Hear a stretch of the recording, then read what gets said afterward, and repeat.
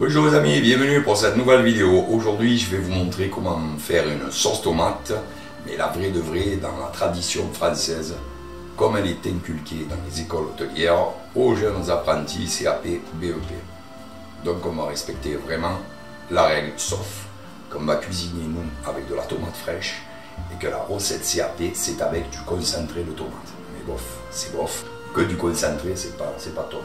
Donc nous on fait avec du frais, mais à part ça, on respecte toute la procédure. On y va, c'est parti.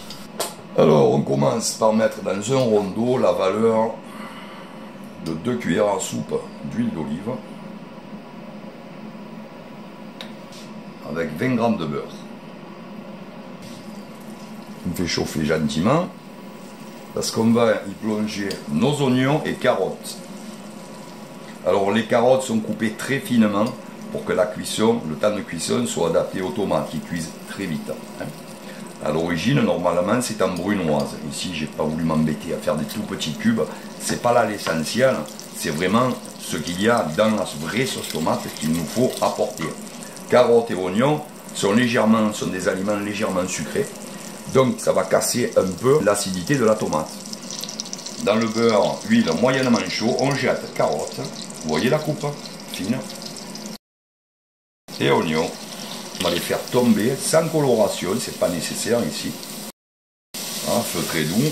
On va mettre 2 gousses d'ail entières comme ça. Inutile de les écraser puisqu'après on va tout mixer. Voilà, vous voyez, les oignons ont commencé à perdre leur rigidité, on dit qu'on les a fait tomber.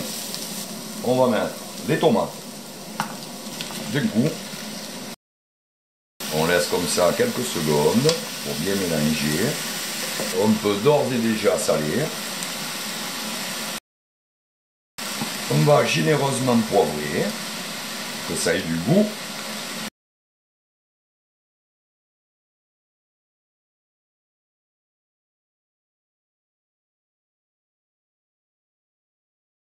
On va insérer un bouquet garni, constitué de verres de poireaux, feuilles de laurier, tiges de persil, une branchette de céleri et une branche de thym. Voilà, quand on a une belle ébullition comme celle-ci, on la maintient pendant 15 minutes à découvert. On ne couvre pas la casserole. Vous remuez de temps à autre. Voilà, 15 minutes d'un bon bouillon et on arrête.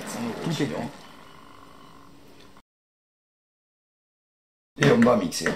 Et seulement après, on goûtera l'assaisonnement pour le sel et le sucre.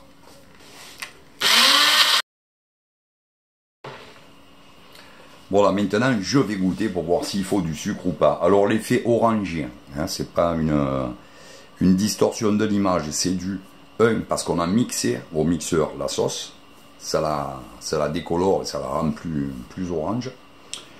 En faible partie, c'est dû aux carottes, mais en très faible partie.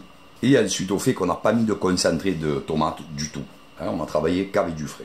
Donc on sort plus clair, c'est normal. Maintenant je vais goûter pour voir mon assaisonnement en sel, poivre et sucre surtout. Parce que je ne l'ai pas sucré, hein, j'attends toujours la fin. Il faut attendre la fin parce que c'est à la fin qu'on a le produit net.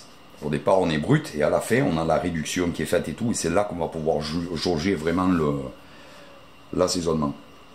Alors, je suis vraiment un poil acide. Je mets un demi-morceau de sucre. Attention, ça varie selon les tomates. Hein. Même pour une même variété, selon la saison, l'avancée de maturité, ça peut varier. Donc c'est vraiment quelque chose qu'il faut faire par vous-même. Je ne peux pas vous donner un poids de sucre net pour toutes les tomates que vous allez traiter. Hein, c'est vraiment une opération à faire soi-même, ça. Je suis pauvre en sel aussi, donc je remets du sel. Je vais poivrer encore. Et je remixe un petit coup. Je regoute pour être sûr avec une autre cuillère. On change toujours de cuillère. Voilà, là je suis parfait. Alors si on veut, on la filtre. Mais là, quand on a un bon mixeur, c'est pas nécessaire, franchement. Vous pouvez travailler directement le produit, le mettre en bocaux, etc. comme vous voulez. Voilà. Juste pour le fun, je vous dis à très bientôt pour une prochaine vidéo. Ciao les amis, hasta luego.